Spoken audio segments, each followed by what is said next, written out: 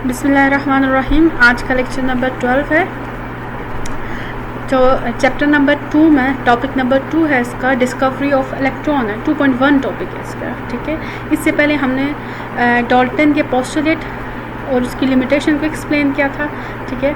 अब हम जो फंडामेंटल पार्टिकल्स हैं उसकी डिस्कवरी को हम 1 बाय 1 डिस्कस करते हैं। तो सबसे पहले क्या है, डिस्कवरी ऑफ इलेक्ट्रॉन है। फर्स्टली क्या है, डिस्कवरी ऑफ इलेक्ट्रॉन या फिर कैथोड रेज, और इसको डिस्चार्ज ट्यूब एक्सपेरिमेंट भी कहा जाता है। अब इसको ये 3 नाम क्यों दिए गए हैं, हम इसी एक्सपेरिमेंट में इसको पढ़ेंगे। तो एक्सपेरिमेंट को एक्सप्लेन करने से पहले उसकी इंस्ट्रूमेंटेशन को स्टडी कर लेते हैं कि डिस्चार्ज ट्यूब की इंस्ट्रूमेंटेशन क्या है, कौन कौन से आउटर सोर्सेज को दिए गए हैं और इंटरनली इस पर क्या क्या प्रेजेंट है हम उनको पढ़ते हैं, ठीक है। A gas discharge tube is fitted with 2 metallic electrode acting as cathode and anode. The tube is filled with a gas, air or vapor of a substance at the desired pressure. कि discharge tube के अंदर metallic electrodes हैं, एक act कर रहा है as a cathode और दूसरा कर रहा है एज अ एनोड, ठीक है। अब उस ट्यूब को फिल किया गया है किसी गैस के साथ, वेपर्स के साथ, और किसी भी प्रेशर पे उसको स्टडी किया जा सकता है, desired pressure. The electrodes are connected to a source of high voltage. The exact voltage required depend upon length of tube and the pressure inside the tube. अब थर्ड वन चीज़ के पहले आपने क्या पढ़ा है, इलेक्ट्रोड्स हैं, ठीक है।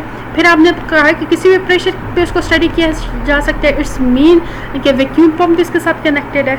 तीसरी जो चीज़ है वो किसका क्या है, वोल्टेज सोर्स है, कि वोल्टेज सोर्स के क्या फंक्शन है, वो इलेक्ट्रिकल कंडक्शन करता है, ठीक है। The tube is attach to vacuum pump. अब ये वैक्यूम पम्प की यहाँ पे बात भी हो गई है। By means of small side tube so that conduction of electricity may be studied at any value of low pressure, कि किसी भी लो प्रेशर पे आप इलेक्ट्रिकल कंडक्शन को आप स्टडी कर सकते हैं। तो ये सारी इसकी क्या आ गई, इंस्ट्रूमेंटेशन आ गई कि ट्यूब है, उसके अंदर इलेक्ट्रोड्स हैं, जो एक कैथोड है और एक एनोड है। आउटर उसको बैटरी से कनेक्ट किया गया जो वोल्टेज सोर्स है, और फिर इसको वैक्यूम पंप से भी कनेक्टेड किया गया, ठीक है। अब इसकी ये डायग्राम में भी आपको नज़र आ रहा होगा कि इलेक्ट्रोड्स है, ठीक है। एक को कैथोड है, कैथोड की तरफ से रेज, कैथोड रेज भी इमिट हो रही है, जिसको हम अभी स्टडी करेंगे। और ये कौन सा नेगेटिव प्लेट है, नेगेटिव टर्मिनल के साथ इसको अटैच किया हुआ है। दूसरी कौन सी एनोड है, जो पॉजिटिव टर्मिनल ऑफ बैटरी के साथ कनेक्टेड किया हुआ है। अब हाई वोल्टेज सोर्स है, इस ट्यूब को क्या कहा गया है, डिस्चार्ज ट्यूब कहा गया है। और आउटर इसके वैक्यूम पंप के साथ भी इसको कनेक्ट किया गया है कि वैक्यूम को प्रेशर को आप क्या करो, कंट्रोल कर सको, ठीक है। It is observe. अब इसके पहले आपने इसकी इंस्ट्रूमेंटेशन को पढ़ा है, अब इसको आपने जो एक्सपेरिमेंट अब ये करेगा वो हम स्टडी करते हैं, ठीक है।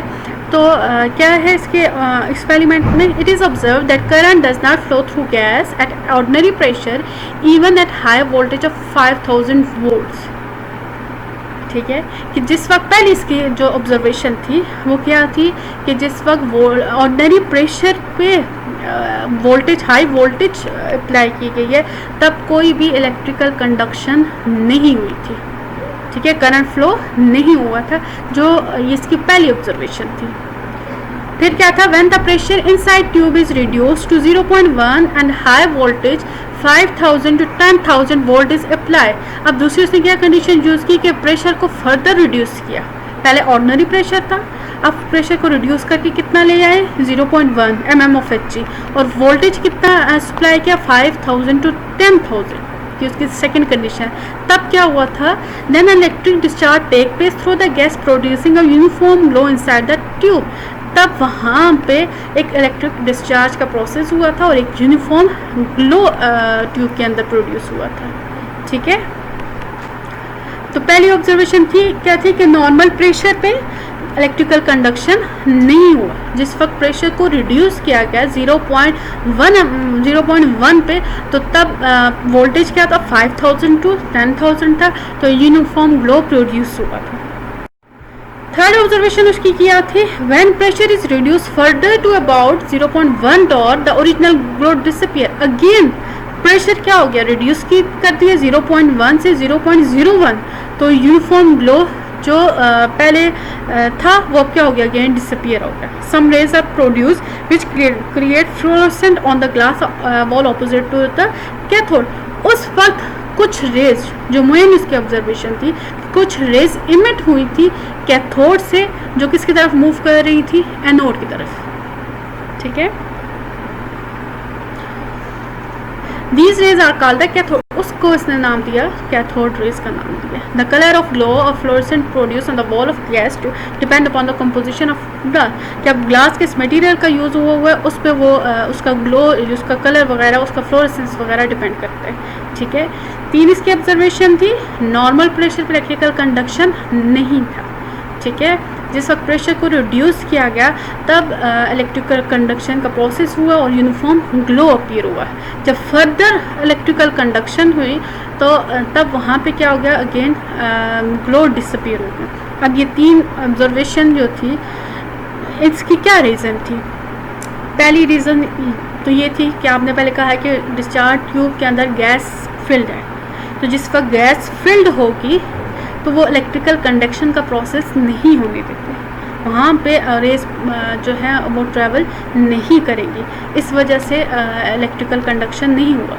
जिस वक्त आपने प्रेशर को रिड्यूस किया, 0.1 पे ले गया, तब क्या हुआ, गैस कुछ रिड्यूस किया आपने थ्रू वैक्यूम पंप, तो तब मॉलिक्यूल, कुछ मॉलिक्यूल मूव किए.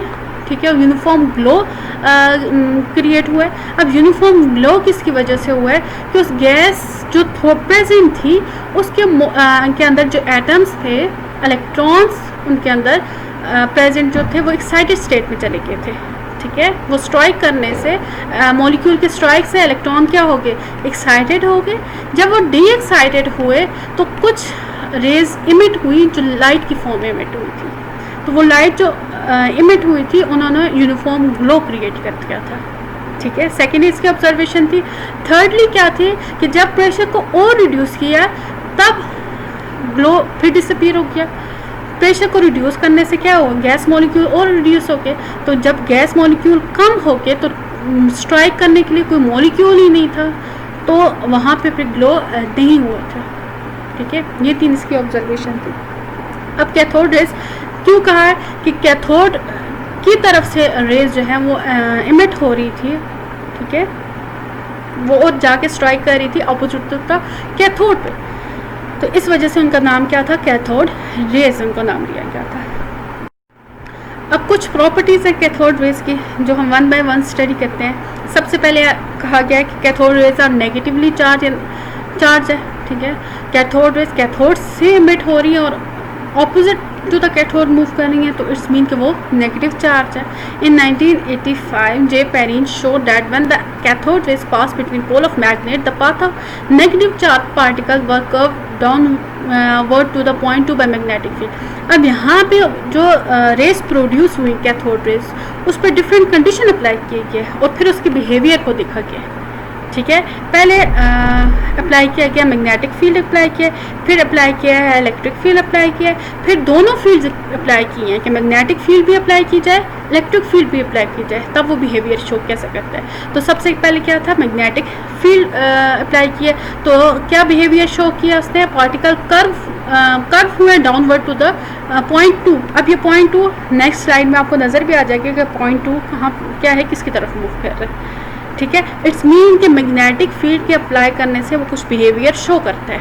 ठीक है, इन 1897 J Thomson establish there electrical discharge by the application of electrical field the cathode raise particle were deflected upward. ठीक है, अब कैथोड रेज कैसे मूव हुए, अपवर्ड मूव किए. अपवर्ड मूव करने का क्या मतलब है, it's mean toward the positive plate. अब इलेक्ट्रिक फील्ड क्या होगी, एक नेगेटिव प्लेट होगी, एक पॉजिटिव प्लेट होगी. तो जिस वक्त इलेक्ट्रिक फील्ड अप्लाई की गई है तो वो पॉजिटिव की तरफ मूव की होंगी. ठीक है, इस वजह से उसे क्या कहा गया, अपवर्ड मूव किए. Thomson found that by carefully controlling charge on plate, when the plates and the magnets are both around the tube, he could make the cathode ray strike at the tube again. In other words, he was able to cancel the effect of magnetic field by applying an electric field that tend to bend the path of cathode ray in the opposite direction. ठीक है, again पहले magnetic field apply किया तो point 2 पे strike किया. ठीक है, जो डाउनवर्ड था. फिर इलेक्ट्रिक फील्ड अप्लाई किया तो पॉइंट 1 पे स्ट्राइक किया जो अपवर्ड था। अब लास्ट पे इसने क्या किया, मैग्नेटिक फील्ड भी अप्लाई किया, इलेक्ट्रिक फील्ड भी अप्लाई किया, फिर इसके बिहेवियर को चेक किया तो तब उसने क्या बिहेवियर शो किया, पॉइंट 1 पे जाके स्ट्राइक किया। अब ये डायग्राम में भी आपको नज़र आ रहा होगा, पॉइंट 1 क्या है, स्ट्रेट लाइन है। इट्स मीन जिस वक्त दोनों फील्ड्स अप्लाई की जाती हैं, इलेक्ट्रिक फील्ड भी एंड मैग्नेटिक फील्ड भी, तब वो किसी किस्म की डिफ्लेक्शन शो नहीं करता। वो कैसे मूव करते हैं, स्ट्रेट मूव करते हैं, क्योंकि इलेक्ट्रिक फील्ड और मैग्नेटिक फील्ड एक दूसरे के इफेक्ट को क्या कर रही है, कैंसिल कर रही है। जिस वक्त इलेक्ट्रिक फील्ड अप्लाई किया जाता है तो तब वो किस मूव कर रही है, टुवर्ड्स पॉइंट 3। इट्स मीन कि पॉइंट 3 की तरफ क्या है, पॉजिटिव प्लेट है। अभी आप देख भी रहे हैं इलेक्ट्रिकली चार्ज प्लेट्स में अपवर्ड क्या है, पॉजिटिवली है, डाउनवर्ड क्या है, नेगेटिव। तो वो किसकी तरफ मूव कर रहा है, पॉइंट 3 की तरफ मूव कर रहा है। और जिस वक्त मैग्नेटिक फील्ड अप्लाई की है तो तब वो किसकी तरफ मूव कर रहा है, पॉइंट 2 की तरफ मूव कर रहा है। ठीक है, ये इसकी प्रॉपर्टी।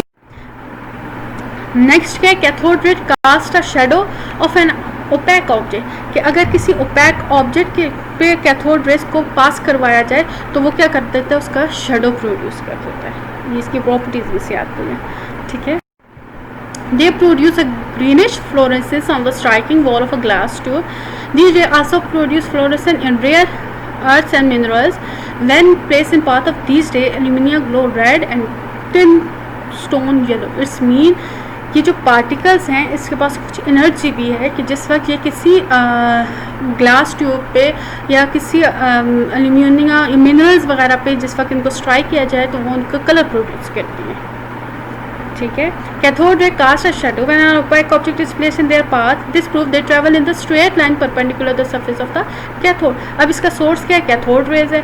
कैथोड रेज से ये परपेंडिकुलर टू मूव करती हैं, स्ट्रेट मूव करती हैं। तो अगर इसके रास्ते में कोई भी ऑब्जेक्ट आ जाए तो इसको क्या करती हैं, इस पर शेडो प्रोड्यूस करती हैं। ठीक है, these rays can drive a small paddle wheel placed in their path. This show that these rays possess momentum. Again, कुछ उनकी प्रॉपर्टी है, कुछ उनकी मोमेंटम है, वेलोसिटी है, कुछ एनर्जी है जिसकी वजह से ये सारी प्रॉपर्टी शो कर रहा है। कलर अपीयर कर रहा है तो उसकी प्रॉपर्टी है।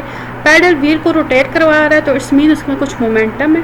From this observation it is inferred that cathode rays are not rays but a material particle having a definite mass and the velocity. In properties और इन ऑब्जर्वेशन से पता चलता है कि कैथोड रेज जैसे एक रेज नहीं है बल्कि कुछ पार्टिकल्स हैं जिसका कुछ मास भी है और कुछ वेलोसिटी भी है। ठीक है, अब ये डायग्राम जो है ये आपकी बुक में भी बनी हुई है। अब यहाँ पे कौन सी प्रॉपर्टी शो की है कि अगर कैथोड रेज को पास करवाया जाए पैडल के तो ये उसको क्या कर देगा, रोटेट करवा देगा। इट्स मीन्स उसकी कुछ वेलोसिटी है। नेक्स्ट क्या है, cathode rays can produce X rays when they strike an anode particle with large atomic size. अब कैथोड रे की प्रॉपर्टी यह है कि एक्स रेज को भी ये प्रोड्यूस करता है। एक्स रेज क्या, हायर एनर्जी है। एक्स रेज किसी भी मटेरियल पे पड़ती है तो वो क्या करेगा, इलेक्ट्रॉन को नॉकआउट करेगा। अब एक्स रेज को हम डिटेल में पढ़ेंगे तो यहाँ पे इसकी ये प्रॉपर्टी सिर्फ देख लें कि कैथोड रे एक्स रेज भी प्रोड्यूस करते हैं जिस वक्त वो किसी भी एटॉमिक मास पे उसका स्ट्राइक किया जाता है। ठीक है, cathode ray can produce heat when they fall on the matter. When cathode rays form a concave cathode or focused on platinum foil, it begins to glow. Again, ये इसकी energy है कि वो एक्स रेज भी produce कर सकता है और वो किसी भी एल्यूमिनियम प्लेटिनियम फॉयल है उसको हीट अप भी कर सकता है। ठीक है, कि वो ग्लो कर सके। Cathode rays can ionize gases, ionize करवा सकता है। आयनाइज कैसे होंगे कि इलेक्ट्रॉन को नॉकआउट करे। अब ये सारी प्रॉपर्टी इसी वजह से है। एक्स रेज में भी वो इलेक्ट्रॉन को नॉकआउट करता है, आयनाइज में भी वो क्या करेगा, आइंस में कन्वर्ट कर देगा। ठीक है, they can use a chemical change because they have a reducing effect. अब ये केमिकल प्रॉपर्टीज़ भी शो करता है क्योंकि इसमें रिड्यूसिंग इफेक्ट भी है। Cathode rays can pass through thin metal foil like aluminium और गोल्ड फॉयल, कि थिन एल्यूमिनियम फॉयल वगैरह में से भी ये गुजर सकता है। अब ये कुछ प्रॉपर्टीज़ हैं। अब इसका कंपैरिजन आपके बुक में जो प्रॉपर्टीज़ हैं उनके साथ आपने कंपेयर करना है और इस थ्योरी को पढ़ना है जो आपकी बुक में। अब यहाँ पे इस थ्योरी को पढ़ने का जो मैं सिर्फ कुछ सेंटेंसेस यहाँ पे मेंशन की हुई है कि आपको स्टेप बाय स्टेप हर एक पॉइंट की समझ है। ठीक है, तो आज के लिए इतना काफ़ी है। आप लोगों ने घर में इसको अच्छी तरीके से स्टडी करना है। Thank you.